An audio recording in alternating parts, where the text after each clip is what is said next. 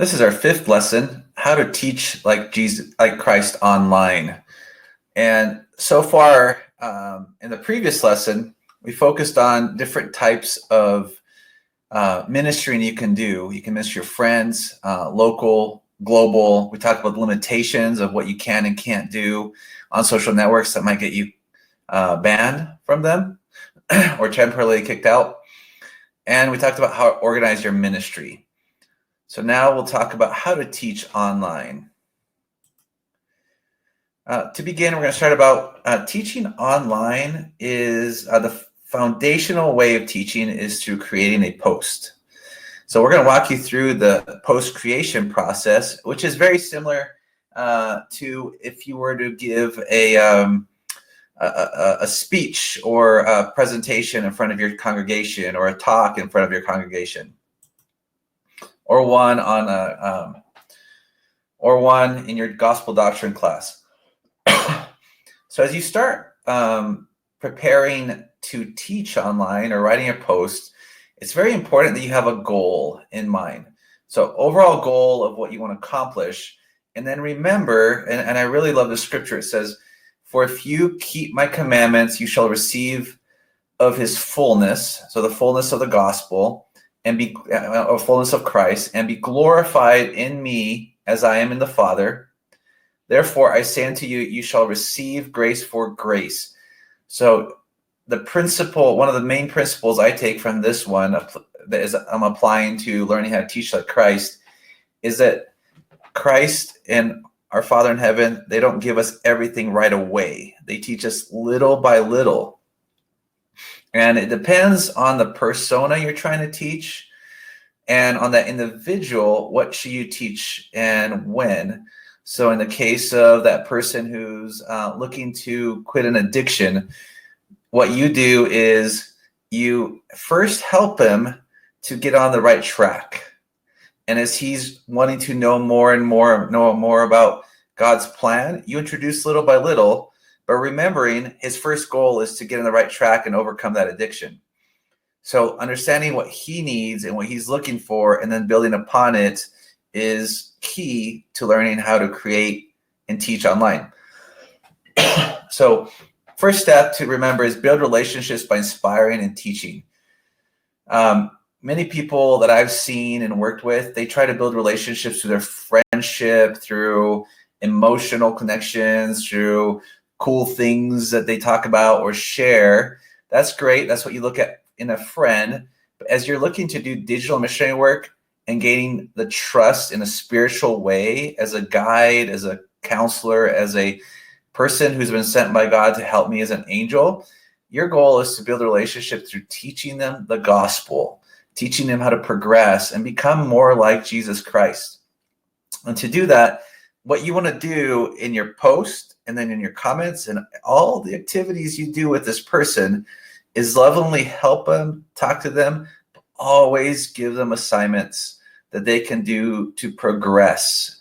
That is your goal, because if they stop progressing and they stop learning, then they'll look at you, they'll say, hey, this is not working. I have to go somewhere else. The third one is invite them at the right time. You create this opportunity to invite them to talk to church, to local members of the church and attend church, because you want them to not only listen in their homes and read in their homes, but also go see, go learn, go serve, go participate in the congregation, because they'll get stronger. And especially if you're remote and you're far away from them and they have to go to a different congregation, you want to be able to help them do that, because that's where they're going to get strength, and that's where they're going to build up the friendships necessary to keep them closer to Christ. So, as we look at the progression funnel of teaching the gospel online, it starts out with a post. So you're going to create spiritual content that's going to drive people closer to Christ.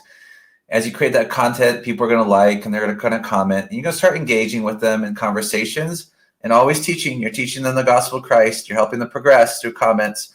And at the right time, and it could be, the first post you make, or you could have them on the fifth post, you will start to build a relationship where you feel it's the right time, or they feel it's the right time to reach out via direct message.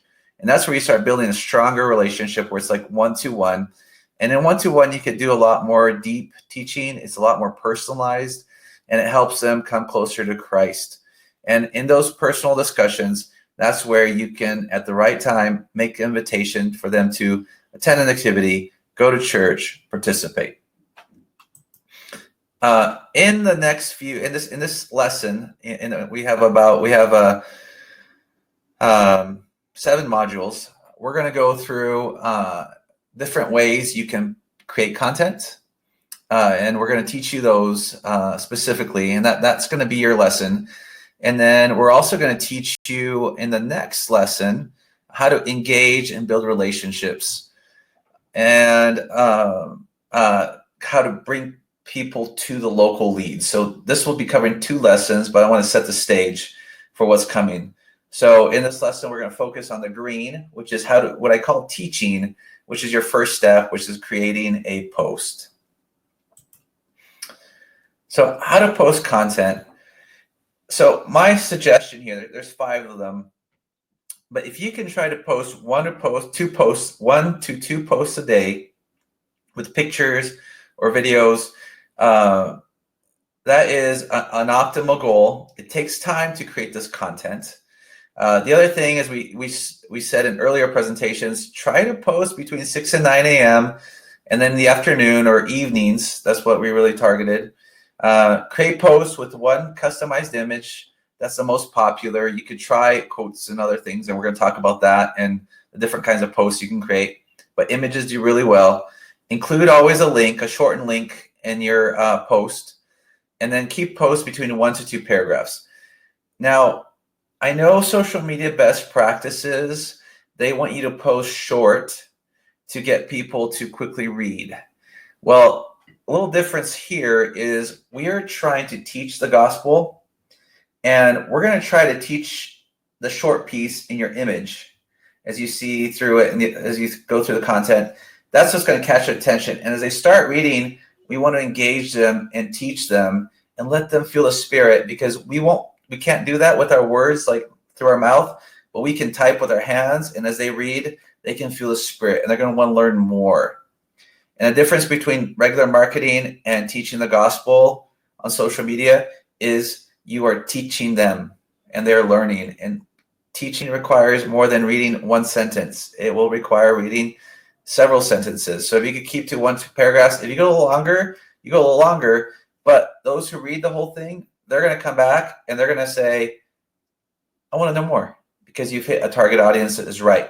Now, if you're generalized and you're trying to reach everybody, you're really not going to be teaching very much. It's going to be really hard to know who you're reaching.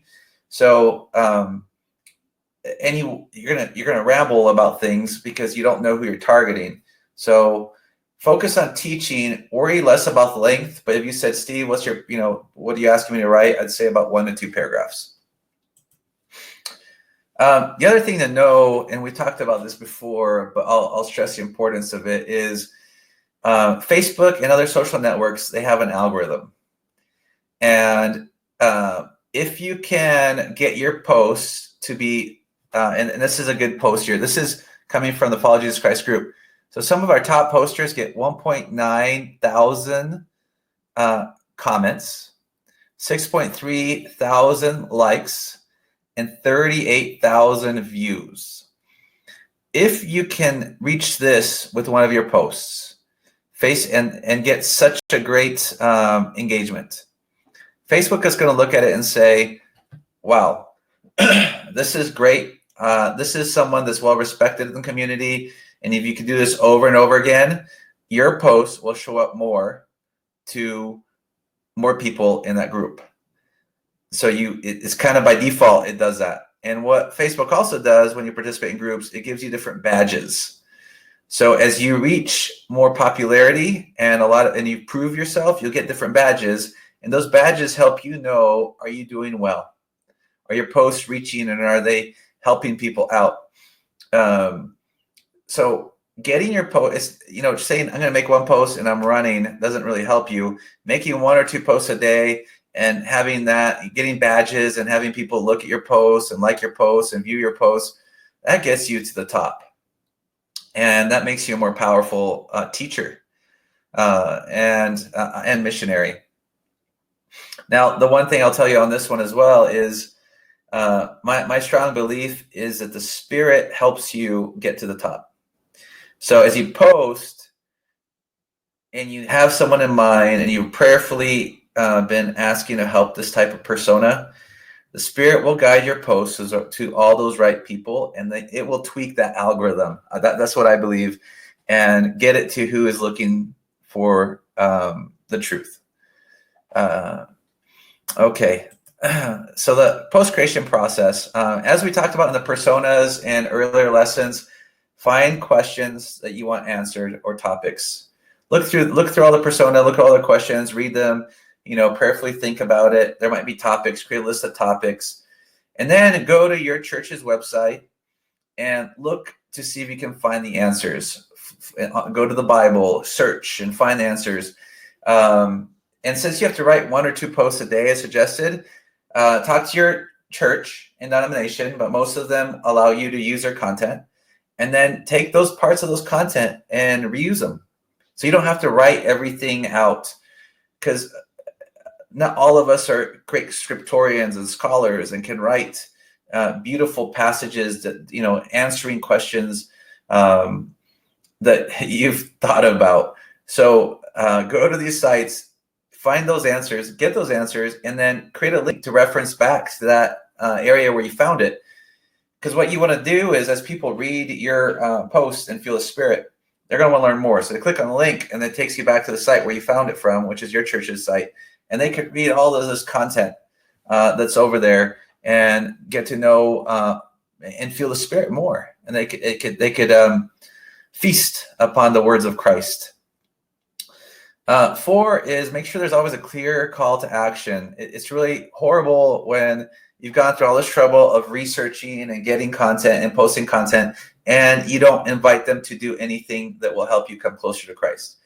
Now, a lot of people think, and we're going to explain these call to actions coming up here, but clear calls to actions don't mean, they mean different things, as we talked about. You could get them to share things, you can get them to find out more, you can actually make them take a harder call to action, as we talked about, or share their thoughts, right? There's different types, but we're going to make sure that you get these done, and we'll give you some examples here coming up. The last one is add an image. If you're going to add a video, you can do as well, but always suggest add an image and make that image have your call to action in it. And we'll explain that here in more detail. How to write a good social post, right? How to teach this lesson online. So it's kind of like how to create your best sermon. Make sure that it's not boring. So make the headline really catchy. And put the headline on the image as well, because you want to captivate them. So most people will just look at your image and move on. So if your image is really captivating, you're going to capture their attention so they could read more. So eye-catching headline. 2, super catchy picture, right? Especially if you can combine 1 and 2, a super catchy picture with a headline in the picture, fantastic. A really punchy introduction, right? Don't kind of waste your time, but say, hey, look, this is what I caught you with my headline. This is what I'm going to be explaining. And then you lead them in to say, these are the 4 things or whatever, 5 things, or these are 2 points I want to make. And then you explain it and kind of wrap it up. So if they just read that section, they're great, but don't leave them hanging. Wrap it up, but add a call to action for them to learn more, to share, to share their thoughts with you, right? Or to take a call action. Make sure that's in there. And then always include a link so they can learn, so they can see and read more about the topic. Because if they don't want to take that call to action right away, give them an opportunity to learn more. And then if it's a shortened link, you can track that to find out what's been, how many people clicked on it, and see if that was a popular article. We talked about this a little earlier, but content curation. How do you do that, right? How do you recycle content? Because writing content from scratch is really hard. So I took this book called Gospel Principles. If I want to write a post on agency, it says it has a heading and it has like paragraphs. So what I do is I took that heading, and that could be my potential title, and then I could take the section. So I look at it and say agency's internal principle, and there's 1, 2, 3, 4. There's about 3 paragraphs in there. So I'm like, oh, okay, that's a good amount. So I take that content and make sure it's part of it. I make sure there's always Bible verses included in it, since I want them to also read the scriptures, and you could use other scriptures as well. And then include a short link or a backlink, a link back to this article so they can read more or do something similar. But that gives, link back to the original content. Make sure your church is okay with using their content. I know different churches, like the Church of Jesus Christ of Latter-day Saints, is totally fine with using the content, repurposing it. But if your church isn't, you're gonna have to attribute that content and rewrite it. Some good examples to call to actions that are more localized and meaty would be inviting people to pray. That's a great one. Helping them find a church, overcome an addiction, find a Christian friend, looking to make different, fasting for them, help them grow in their faith, like being a mentor, just offering to help out. Look to make a difference, inviting them to join the group, or join a cause that you're prepared to invite them to. So here's 8 different calls to action, and you can start them out small with different posts, and build relationships with them. So you might, have a little, I'll start out with a share, and then I'll go into share your thoughts, and then I'll, go to one of these calls to action.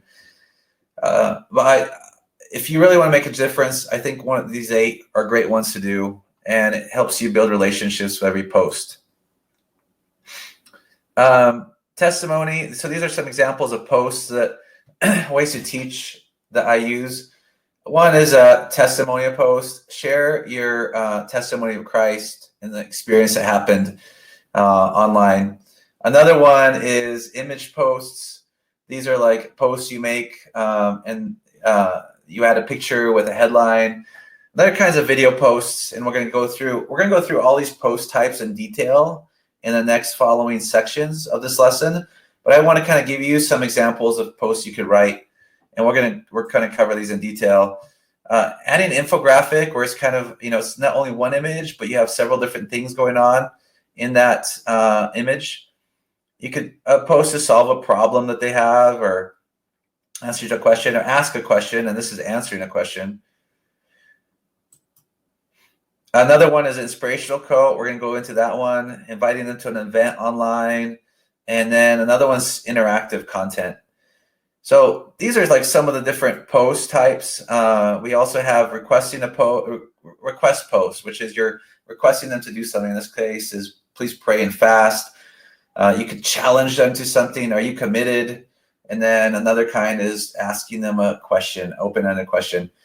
These are like, I covered these a little quickly because we're going to get into detail on these here.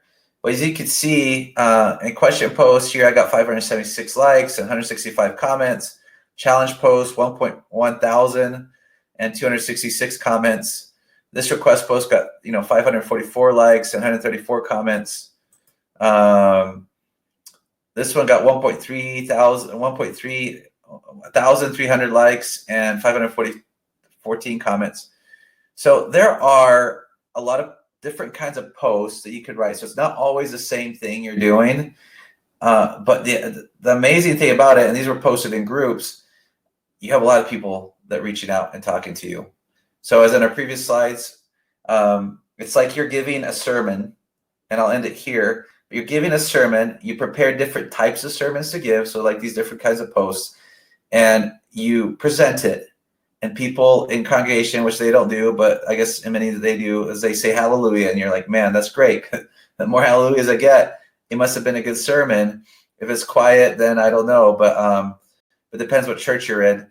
And then the comments I treat as if people after are meeting you in the hallway and talking to you. And that's where you have a lot of engagement and connections with people.